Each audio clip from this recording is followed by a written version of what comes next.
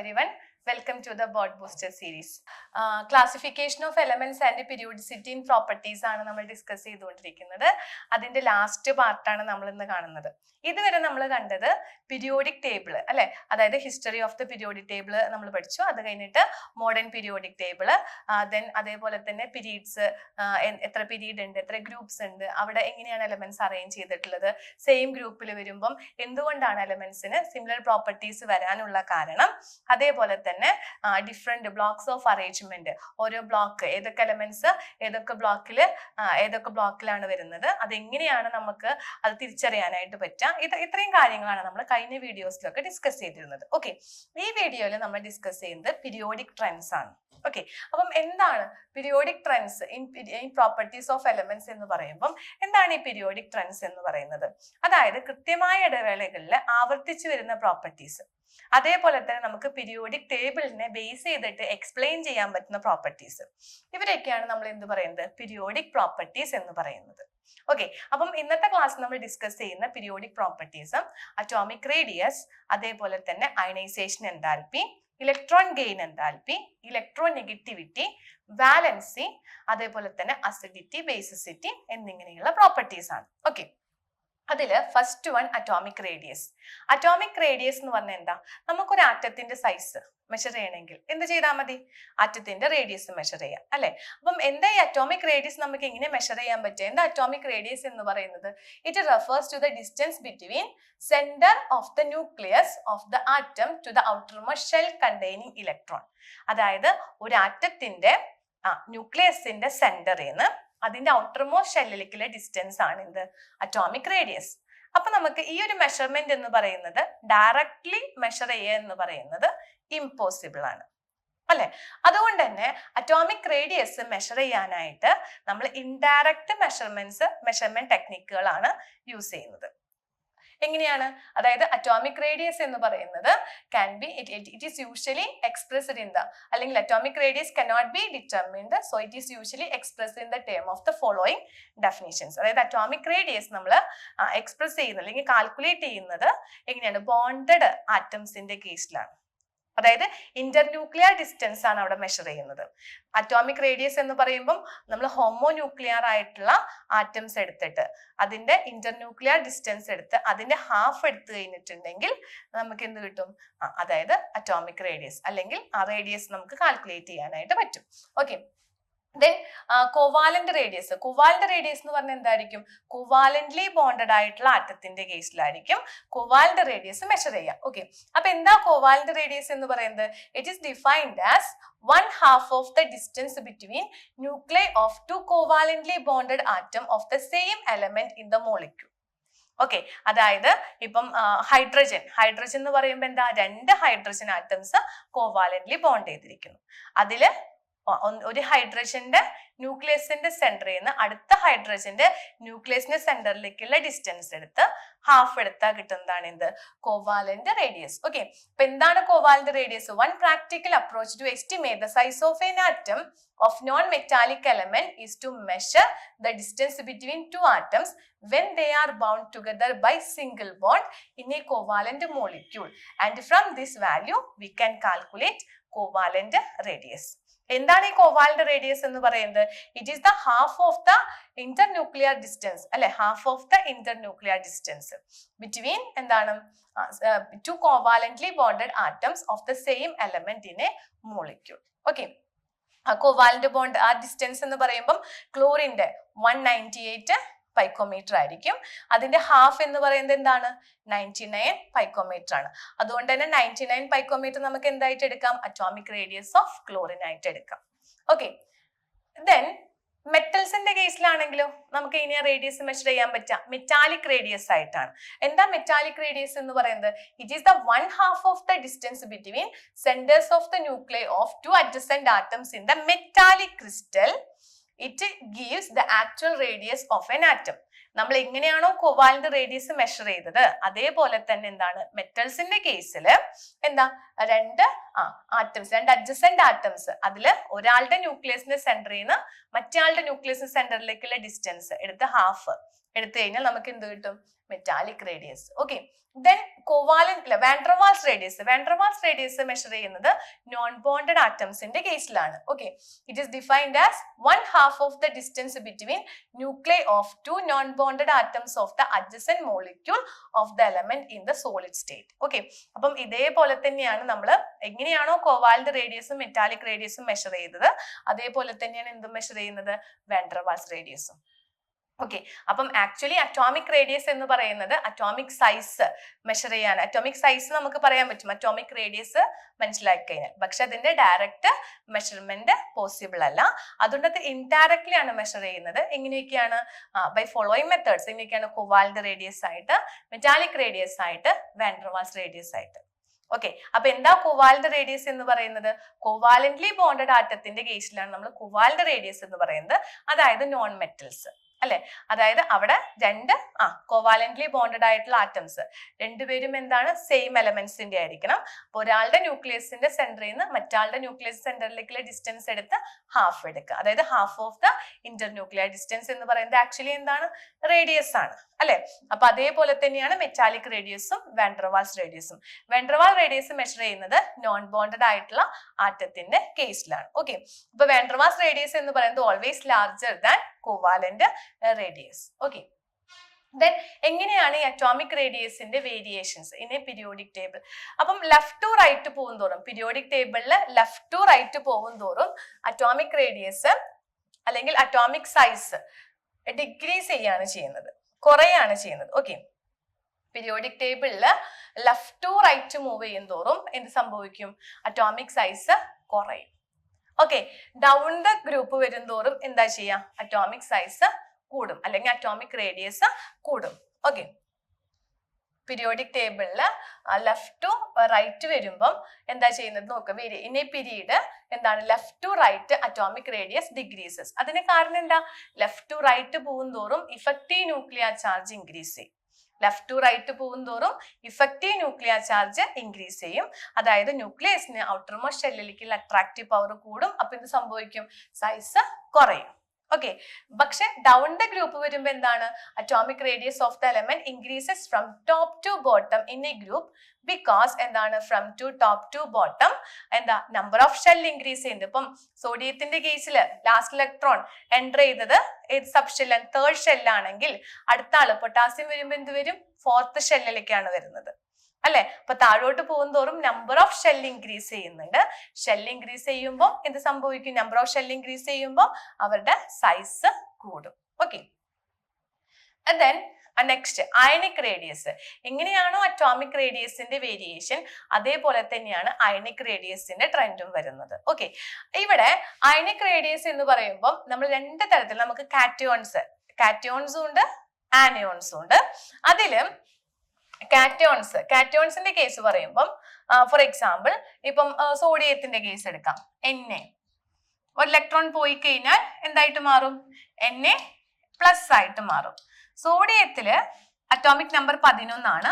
11 പ്രോട്ടോണും 11 ഇലക്ട്രോണും.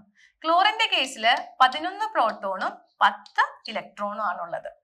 Okay, ഇവിടെ 11 പ്രോട്ടോണും 11 ഇലക്ട്രോണും. Sodium Na+ എന്ന് പറഞ്ഞാൽ 11 പ്രോട്ടോൺ ആൻഡ് 10 ഇലക്ട്രോൺ. അപ്പം കാറ്റയോണിന്റെ കേസിൽ അതിന്റെ പാരന്റ് ആറ്റത്തിനെ അപേക്ഷിച്ച് എന്താ സംഭവിക്കുന്നത്? Effective nuclear charge per electron increases. അതുകൊണ്ട് തന്നെ എന്തായിരിക്കും? Electrons are more strongly attracted towards the nucleus. അപ്പൊ കാറ്റയോൺസ് പാരന്റ് ആറ്റത്തിനേക്കാൾ സൈസ്, കാറ്റയോൺസിന്റെ കേസിൽ പാരന്റ് ആറ്റത്തിനേക്കാൾ കാറ്റയോണിന്റെ സൈസ് കുറവായിരിക്കും. ഓക്കെ, ഇനി ആനയോൺസ് എടുക്കുകയാണെങ്കിലോ, ഇപ്പൊ chlorine Cl-, chlorine atomic number 17 proton and 17 electron. 17 പ്രോട്ടോണും 17 ഇലക്ട്രോൺ. ഇവിടെയാണെങ്കിലോ 17 പ്രോട്ടോൺ ആൻഡ് 18 ഇലക്ട്രോൺ. അപ്പൊ ഈ കേസിൽ എന്താ സംഭവിക്കുന്നത്? The radius of anions is larger because എന്തായിരിക്കും? Anion the effective nuclear charge per electron decreases. അതുകൊണ്ട് തന്നെ എന്തായിരിക്കും? ആനയോൺസിന്റെ കേസിൽ ആനയോൺസ് പാരന്റ് ആറ്റത്തിനേക്കാൾ വലുതായിരിക്കും, ലാർജർ സൈസ് ആയിരിക്കും. മനസ്സിലായോ? അതായത് അയണിക് റേഡിയസ് എന്ന് പറയുമ്പോൾ അറ്റോമിക് റേഡിയസിന്റെ അതേ ട്രെൻഡിനെയാണ് എക്സിബിറ്റ് ചെയ്യുന്നത്. അയണിക് റേഡിയസ് നമുക്ക് കാറ്റയോൺസും ഉണ്ട് ആനയോൺസും ഉണ്ട്. അതില് ആനയോൺസിന്റെ സൈസ് പാരന്റ് ആറ്റവുമായിട്ട് കമ്പയർ ചെയ്യുമ്പോൾ ലാർജർ സൈസും കാറ്റയോൺസിന്റെ സൈസ് പാരന്റ് ആറ്റത്തിനേക്കാൾ കുറവായിരിക്കും. അതിന് കാരണം എന്താണ്? കാറ്റയോൺസിന്റെ കേസിലാണെങ്കിൽ effective nuclear charge per electron increases. Okay, ഇവിടെ 17 പ്രോട്ടോൺ 11 ഇലക്ട്രോൺ ആണെങ്കിൽ ഇവിടെ 11 പ്രോട്ടോൺ 11 ഇലക്ട്രോൺ ആണെങ്കിൽ ഇവിടെ 11 പ്രോട്ടോണും 10 ഇലക്ട്രോണും ആണ്. ഓക്കെ, ക്ലോറിന്റെ കേസിലാണെങ്കിലോ 17 പ്രോട്ടോൺ 17 ഇലക്ട്രോൺ ആണെങ്കിൽ Cl മൈനസ് വരുമ്പോൾ എന്തായി? 17 പ്രോട്ടോണും 18 ഇലക്ട്രോണും. ദാറ്റ് മീൻസ് എന്താണ്? Effective nuclear charge per electron decreases in the case of anions. Okay, അതുകൊണ്ട് തന്നെ അവർക്ക് പാരന്റ് ആറ്റത്തിനേക്കാൾ സൈസ് കൂടുതലായിരിക്കും. ഓക്കെ, ഇനി ഐസോ ഇലക്ട്രോണിക് സ്പീഷീസ്. എന്താ ഈ ഐസോ ഇലക്ട്രോണിക് സ്പീഷീസ് എന്ന് പറഞ്ഞിട്ടുണ്ടെങ്കിൽ, ഐസോ ഇലക്ട്രോണിക് സ്പീഷീസ് അതായത് ഇപ്പൊ ഇവിടെ നോക്കി നോക്കുക, N3- എന്ന് പറഞ്ഞിട്ടുണ്ടെങ്കിൽ നൈട്രജന്റെ അറ്റോമിക് നമ്പർ 7, നൈട്രജന്റെ atomic number 7, oxygen 8, fluorine 9, neon 10, then sodium 11, 12, 13, മാഗ്നീഷ്യത്തിന്റെ 12, അലുമിനിയത്തിന്റെ 13. ഇനി N3- മീൻസ് എന്താ? 7 + 3 10 ഇലക്ട്രോൺ. ഓക്കെ, O2- എന്ന് പറഞ്ഞ എന്താ? 8 + 2 10 ഇലക്ട്രോൺ. ഓക്കെ, F- എന്ന് പറഞ്ഞു കഴിഞ്ഞാലോ ഓൾസോ 10 ഇലക്ട്രോൺ. അതായത് ഓൾറെഡി 9 ഇലക്ട്രോൺ ഉണ്ടായിരുന്നു. Minus charge indicate it receive 1 electron. Okay, അപ്പൊ 9 + 1 10. നിയോണിലാണെങ്കിലോ 10 തന്നെ. സോഡിയം അറ്റോമിക് നമ്പർ 11 ആണ്. Na+ എന്ന് പറഞ്ഞ എന്താ? 1 ഇലക്ട്രോൺ ഡൊണേറ്റ് ചെയ്തു. അപ്പൊ എത്രയും 10 ഇലക്ട്രോൺ. ഓക്കെ, Mg2+ എന്ന് പറഞ്ഞിട്ടുണ്ടെങ്കിൽ 12 ആണ് അറ്റോമിക് നമ്പർ, 2 ഇലക്ട്രോൺ കൊടുത്തു. അപ്പൊ എത്രയും 10. ഓക്കെ, ഇവിടെയോ 10. അപ്പൊ ഇവരിൽ എന്താ കോമൺ ആയിട്ടുള്ളത്? ഈ സ്പീഷീസുകളിൽ എല്ലാവരിലും എന്താണ്? സെയിം നമ്പർ ഓഫ് ഇലക്ട്രോൺസ് ആണ്. അപ്പൊ എന്താ ഐസോ ഇലക്ട്രോണിക് സ്പീഷീസ് എന്ന് പറഞ്ഞിട്ടുണ്ടെങ്കിൽ, isoelectronic species having same number of electrons ആയിരിക്കും. ഇനി ഇവരുടെ സൈസിന്റെ അറേഞ്ച്മെന്റ് ചോദിക്കും. അതായത് ഐസോ ഇലക്ട്രോണിക് സ്പീഷീസിന്റെ കേസിൽ പോസിറ്റീവ് ചാർജ് ഇൻക്രീസ് ചെയ്യുമ്പോൾ സൈസ് കുറയും, നെഗറ്റീവ് ചാർജ് ഇൻക്രീസ് ചെയ്യുമ്പോൾ സൈസ് കൂടും. ഓക്കെ, നോക്കാം. The cation with the greater positive charge will have smaller radius because of the greater attraction of the electrons to the nucleus. അതായത് കാറ്റയോണില് positive charge കൂടി വരും തോറും അവരുടെ സൈസ് കുറയാണ് ചെയ്യുന്നത്. ആനിയോൺസിന്റെ കേസിലാണെങ്കിലോ with a greater negative charge will have larger radius. In this case the net repulsion of the electron will outweigh the nuclear charge and the ion will expand in size. അതായത് ആനിയോൺസിന്റെ കേസിൽ negative charge കൂടുന്തോറും അവരുടെ size കൂടാണ് ചെയ്യും. Okay, അപ്പൊ ഐസോ electronic സ്പീഷീസിന്റെ അവരുടെ എന്താണ് size ഓർഡറിൽ അറേഞ്ച് ചെയ്യാനായിട്ട് വരും. അപ്പൊ ശ്രദ്ധിക്കേണ്ട കാര്യം, ഐസോ ഇലക്ട്രോണിക് സ്പീഷീസിൽ കാറ്റയോൺസിന്റെ കേസിൽ പോസിറ്റീവ് ചാർജ് ഇൻക്രീസ് ചെയ്യുമ്പോൾ സൈസ് കുറയും, ആനിയോൺസിന്റെ കേസിലോ നെഗറ്റീവ് ചാർജ് ഇൻക്രീസ് ചെയ്യുമ്പോൾ സൈസ് കൂടാണ് ചെയ്യാം. ഓക്കെ, ഇത്രയാണ് നമുക്ക് അറ്റോമിക് റേഡിയസിൽ പറയാനായിട്ടുള്ളത്. അപ്പൊ അറ്റോമിക് റേഡിയസ് എന്ന് പറയുമ്പോൾ എന്താ? ഒരു ആറ്റത്തിന്റെ ന്യൂക്ലിയസിന്റെ സെന്ററിൽ നിന്ന് അതിന്റെ ഔട്ടർ മോസ്റ്റ് ഷെല്ലിലേക്കുള്ള ഡിസ്റ്റൻസ് ആണ്. അതിൽ ഡയറക്റ്റ് മെഷർമെന്റ്സ് പോസിബിൾ അല്ലാത്തത് കൊണ്ട് നമ്മൾ അതിനെ കോവാലന്റ് റേഡിയസ് ആയിട്ടും മെറ്റാലിക് റേഡിയസ് ആയിട്ടും വാൻ ഡെർ വാൾസ് റേഡിയസ് ആയിട്ടും ആണ് മെഷർ ചെയ്യുന്നത്. ഓക്കെ, ദെൻ അയണിക് റേഡിയസ് എന്താണ്, ഐസോ ഇലക്ട്രോണിക് സ്പീഷീസ് എന്താണെന്ന് പഠിച്ചു. ഇനി അടുത്തത് അയണൈസേഷൻ എൻതാൽപ്പി. എന്താണ് അയണൈസേഷൻ എൻതാൽപ്പി? അതായത് ഒരു ആറ്റത്തിന്റെ ഔട്ടർ മോസ്റ്റ് ഷെല്ലില് ലൂസ്ലി ബൗണ്ട് ആയിട്ടുള്ള, അതായത് നോക്കാം, it represent energy required to remove an electron from an isolated gaseous atom in its ground state. അതായത് ഒരു ആറ്റത്തിന്റെ ഔട്ടർ മോസ്റ്റ് ഷെല്ല്, ആറ്റം എന്ന് പറയുമ്പോൾ ഗേഷ്യസ് സ്റ്റേറ്റുള്ള ആറ്റത്തിന്റെ ഔട്ടർ മോസ്റ്റ് ഷെല്ലില് ലൂസ്ലി ബൗണ്ട് ആയിട്ടുള്ള ഇലക്ട്രോണിനെ അവിടുന്ന് റിമൂവ് ചെയ്യണം. അതിനു വേണ്ടി എത്ര എനർജി വേണം? അതിനെയാണ് എന്ത് പറയുന്നത്? അയണൈസേഷൻ എൻതാൽപ്പി എന്ന് പറയുന്നത്. അയണൈസേഷൻ എൻതാൽപ്പിയുടെ യൂണിറ്റ് kJ/mol ആണ്.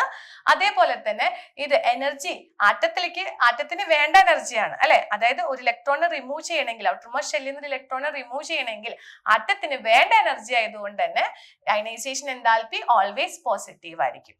ഓക്കെ, അതേപോലെ തന്നെ ഒരു ആറ്റത്തിന് റിമൂവ് ചെയ്യാൻ വേണ്ട എനർജീനെ നമുക്ക് ഫസ്റ്റ് അയണൈസേഷൻ എൻതാൽപ്പി എന്ന് പറയാം. സെക്കൻഡ് ഇലക്ട്രോണിനെ ആണെങ്കിൽ സെക്കൻഡ് അയണൈസേഷൻ എൻതാൽപ്പി. അപ്പൊ second ionisation enthalpy is always greater than first one, and the third ionization enthalpy is always greater than second ionization enthalpy, and so on. Okay, അപ്പം എന്താണ് ionisation enthalpy എന്ന് പറയുന്നത്? അതായത് ഒരു gaseous സ്റ്റേറ്റിൽ ഇരിക്കുന്ന ആറ്റത്തിന്റെ എന്താണ്, ഐസൊലേറ്റഡ് ഗേഷ്യസ് ആറ്റത്തിന്റെ ഔട്ടർ മോസ്റ്റ് ഷെല്ലിലെ ലൂസ്ലി ബൗണ്ട് ആയിട്ടുള്ള ഇലക്ട്രോണിനെ റിമൂവ് ചെയ്യാനായിട്ട് ആറ്റത്തിന് വേണ്ട എനർജിയാണ് അയണൈസേഷൻ എൻതാൽപ്പി. സോ അതുകൊണ്ട് തന്നെ അത് പോസിറ്റീവ് ആണ്. ഇനി ഇതിന്റെ വേരിയേഷൻസ് എങ്ങനെയാണ്? ഓക്കെ, അതായത് എന്തൊക്കെയാണ് അയണൈസേഷൻ എൻതാൽപ്പിനെ എഫക്ട് ചെയ്യുന്ന factors? First, size of the atom. ആറ്റത്തിന്റെ സൈസ് കൂടുന്തോറും എന്താ സംഭവിക്കുക? അതിന് ന്യൂക്ലിയസിന് എഫക്റ്റീവ് ന്യൂക്ലിയർ ചാർജ് അല്ലെ, ന്യൂക്ലിയസിന് ഔട്ടർമോസ്റ്റ് ഷെല്ലിലേക്കുള്ള അട്രാക്ഷൻ കുറയും. അട്രാക്ഷൻ കുറയുമ്പോൾ എന്ത് മതി? കുറച്ച് എനർജി മതി അല്ലെ. അപ്പൊ size of the atom increases, ionisation enthalpy decreases. മനസ്സിലായോ? ഓക്കെ, അതാണ് first point. Second point, nuclear charge. അതായത് എഫക്റ്റീവ് ന്യൂക്ലിയർ ചാർജ് ഇൻക്രീസ് ചെയ്യാന്ന് പറഞ്ഞാൽ അതിന്റെ മീനിങ് എന്താണ്? ന്യൂക്ലിയസിന് ഔട്ടർമോസ്റ്റ് ഷെല്ലിലേക്കുള്ള അട്രാക്ഷൻ കൂടുക എന്നാണ് അർത്ഥം. ഓക്കെ, അപ്പൊ ന്യൂക്ലിയസിന്റെ ഔട്ടർമോസ്റ്റ് ഷെല്ലിലേക്കുള്ള അട്രാക്റ്റീവ് പവർ കൂടുന്തോറും അത്രയും എനർജി ഇലക്ട്രോണിന് റിമൂവ് ചെയ്യാനായിട്ട് ആവശ്യമായിട്ട് വരും. അപ്പൊ അതുകൊണ്ട് എന്താണ്, ന്യൂക്ലിയർ ചാർജ് ഇൻക്രീസ് ചെയ്യുമ്പോൾ ionisation enthalpy also increases. Okay, then next one, screening effect. Screening effect എന്ന് പറയുമ്പോൾ സ്ക്രീനിങ് ഇഫക്റ്റ് കൂടുമ്പോൾ എന്താ ചെയ്യുന്നത്? അയണൈസേഷൻ എൻതാൽപ്പി കുറയാണ് ചെയ്യുന്നത്. പക്ഷേ പെനിട്രേറ്റിംഗ് ഇഫക്റ്റ് കൂടുമ്പോൾ എന്താ ചെയ്യുന്നത്? അയണൈസേഷൻ എൻതാൽപ്പി ഇൻക്രീസ് ചെയ്യാണ് ചെയ്യുന്നത്. ഓക്കെ, അതേപോലെ തന്നെ half filled, completely filled subshells. Half filled, completely filled subshell വരുവാണെങ്കിൽ അവർ ഓൾറെഡി എന്തായിരിക്കും? സ്റ്റേബിൾ ആയിരിക്കും. അപ്പൊ അങ്ങനത്തെ ഒരു കണ്ടീഷനിൽ ഇലക്ട്രോണിനെ റിമൂവ് ചെയ്യുക എന്ന് പറയുന്നത് ഡിഫിക്കൽട്ട് ആയിരിക്കും. അപ്പൊ half filled, completely filled stable ആണെങ്കിൽ, സ്റ്റേബിൾ കോൺഫിഗറേഷൻ ആണെങ്കിലും അയണൈസേഷൻ എൻതാൽപ്പി ഇൻക്രീസ് ചെയ്യും. അപ്പം ഇത്രയും ഫാക്ടേഴ്സ് ആണ് അയണൈസേഷൻ എൻതാൽപ്പിനെ ഇൻഫ്ലുവൻസ് ചെയ്യുന്ന ഫാക്ടേഴ്സ്. ഓക്കെ, ഏതൊക്കെയാണ്? Size of atom, nuclear charge, screening effect, penetrating power of electrons, അതേപോലെ തന്നെ half filled and completely filled subshells. Okay, ഇനി ഇതിന്റെ വേരിയേഷൻ നോക്കുകയാണെങ്കിൽ ലെഫ്റ്റ് ടു റൈറ്റ് പോകും തോറും നമുക്കറിയാം പീരീഡില് ലെഫ്റ്റ് ടു റൈറ്റ് പോകും തോറും എന്താ സംഭവിക്കുന്നത്? ഇഫക്റ്റീവ് ന്യൂക്ലിയർ ചാർജ് ഇൻക്രീസ് ചെയ്യാണ് ചെയ്യുന്നത്. അപ്പൊ അതിനനുസരിച്ചിട്ട് എന്ത് സംഭവിക്കും? Ionisation enthalpy also increases. Okay, left to right പോകുന്തോറും ഇഫക്റ്റീവ് ന്യൂക്ലിയർ ചാർജ് ഇൻക്രീസ് ചെയ്യും. ദാറ്റ് മീൻസ് എന്താണ്? The atomic size decreases. അപ്പൊ അറ്റോമിക് സൈസ് ഡിക്രീസ് ചെയ്യാന്ന് പറഞ്ഞിട്ടുണ്ടെങ്കിൽ അതിന്റെ അർത്ഥം എന്താ? അവിടെ നമുക്ക് എന്താണ്? അയണൈസേഷൻ എൻതാൽപ്പി കൂടുതൽ വേണ്ടി വരും. അപ്പൊ അയണൈസേഷൻ എൻതാൽപ്പി ഇൻക്രീസ് ചെയ്യും. ഓക്കെ, ഇനി ഗ്രൂപ്പിലാണെങ്കിലോ, ഗ്രൂപ്പില് താഴോട്ട് വരും തോറും അയണൈസേഷൻ എൻതാൽപ്പി കുറവ് മതി. കാരണം നമ്പർ ഓഫ് ഷെൽസ് ഇൻക്രീസ് ചെയ്യുമ്പോൾ ന്യൂക്ലിയസിന്റെ അട്രാക്റ്റീവ് പവർ ഔട്ടർമോസ്റ്റ് ഷെല്ലിലേക്കുള്ളത് കുറയാണ് ചെയ്യുന്നത്. അപ്പൊ കുറച്ച് എനർജി മതി. അപ്പൊ താഴോട്ട് വരുന്തോറും എന്താണ്? Ionisation enthalpy decreases. On moving down the group ionisation enthalpy decreases. On moving left to right എന്ത് സംഭവിക്കും? ഇൻ എ പീരീഡ് അല്ലെ. അപ്പൊ ഇവിടെ എന്താ സംഭവിക്കുന്നത്? Ionisation enthalpy increases due to decrease of size of atom. Okay, ഇനിയും അതിന്റെ വേരിയേഷൻ നോക്കുമ്പോൾ ഇപ്പൊ നമ്മൾ വിചാരിക്കും എന്താണ്? ഒരു സ്മൂത്ത് ആയിട്ട് ഒരു ജസ്റ്റ് കൂടി വരാന്ന് വിചാരിക്കും. പക്ഷെ അങ്ങനെയല്ല. ഇവിടെ സെക്കൻഡ് പീരീഡ് ആണ് എടുത്തിരിക്കുന്നത്. സെക്കൻഡ് പീരീഡ് നോക്കാം. ലിഥിയത്തിന്റെ നമുക്കറിയാം അറ്റോമിക് നമ്പർ 3 ആണ്. അപ്പം അതിന്റെ ഒരു അതിന്റെ കോൺഫിഗറേഷൻ എങ്ങനെയാ വരിക?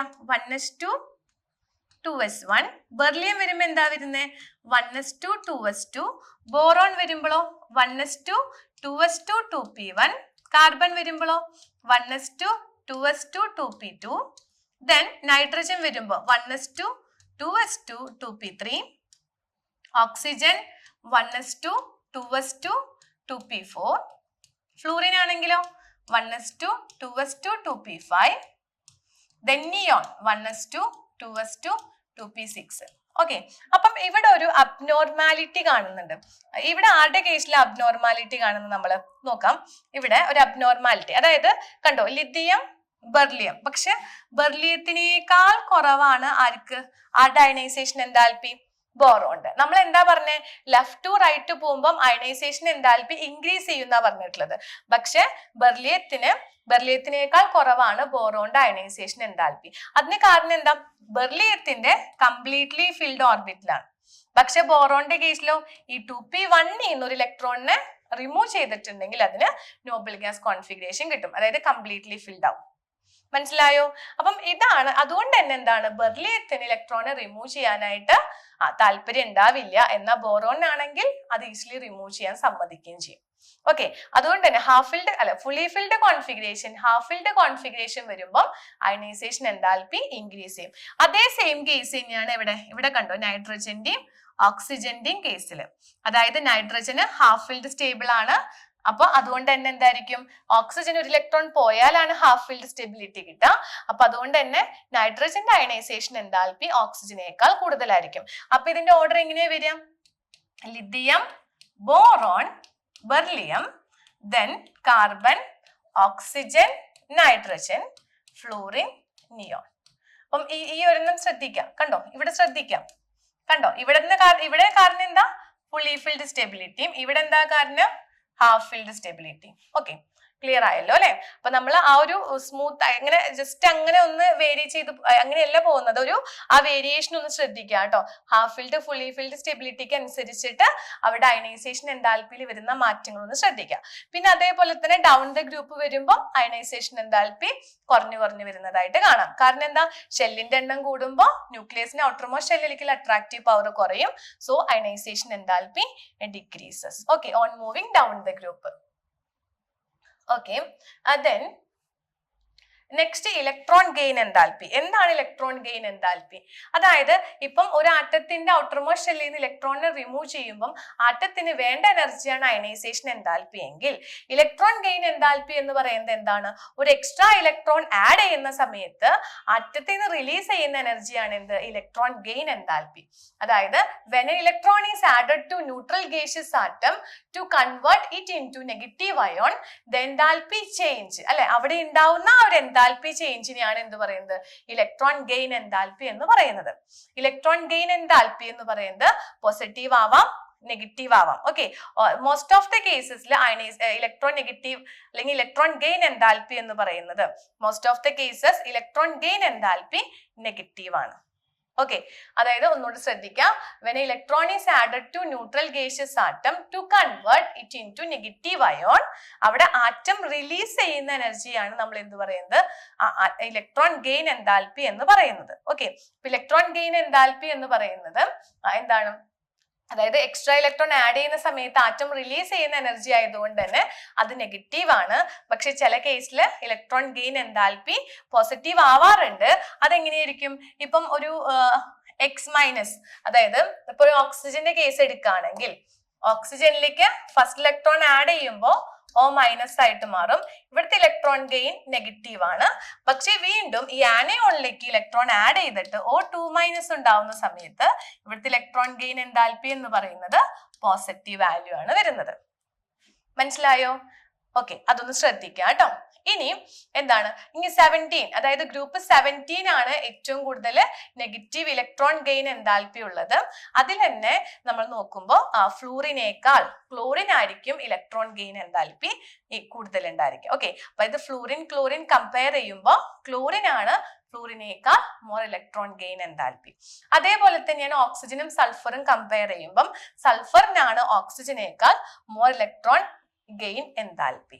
ഓക്കെ, അപ്പൊ ഇലക്ട്രോൺ ഗെയിൻ എൻതാൽപ്പി എന്ന് പറയുന്നത് എന്താണെന്ന് ശ്രദ്ധിക്കാം. ഇനി എങ്ങനെയാണ് അതിന്റെ വേരിയേഷൻസ്, ലെഫ്റ്റ് ടു റൈറ്റ് പോകും തോറും എന്താ സംഭവിക്കുന്നത്, ഇലക്ട്രോൺ ഗെയിൻ എൻതാൽപ്പി ഇൻക്രീസ് ചെയ്യാണ് ചെയ്യുന്നത്. പക്ഷെ ടോപ്പ് ടു ബോട്ടം വരുമ്പം ഡിക്രീസ് ചെയ്യും. നമ്മൾ ഫ്ലൂറിന്റെയും ക്ലോറിന്റെയും കേസ് പറഞ്ഞിട്ടുണ്ടായിരുന്നു. ഏറ്റവും കൂടുതൽ electron gain enthalpy, negative electron gain enthalpy ഉള്ള ഗ്രൂപ്പ് എന്ന് പറയുന്നത് ഗ്രൂപ്പ് 17 ആണ്. പക്ഷെ അതില് ഫ്ലൂറിൻ അല്ല, ക്ലോറിൻ ആണ് more electron gain enthalpy. Okay, അതിന് കാരണം എന്താ, അതായത് ഇലക്ട്രോൺ അഫിനിറ്റി എന്ന് പറയുന്നത് ഇലക്ട്രോൺ ഗെയിൻ എൻതാൽപ്പി തന്നെയാണ് കേട്ടോ.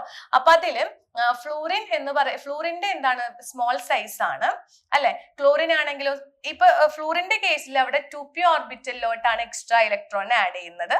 ദെൻ ക്ലോറിന്റെ കേസിലാണെങ്കിൽ അവിടെ 3p വരുന്നത്. അല്ലെ? അപ്പം ഫ്ലൂറിന്റെ കേസിൽ എന്താണ്, സൈസ് ചെറുതായതുകൊണ്ട് തന്നെ അവിടെ ഇന്റർ ഇലക്ട്രോണിക് റിപ്പൾഷൻ ഉണ്ടായിരിക്കും. ഓക്കെ, അതുകൊണ്ട് തന്നെ ഇൻകമിങ് ഇലക്ട്രോണിന് അത്ര അട്രാക്ഷൻ ഫീൽ ചെയ്യില്ല.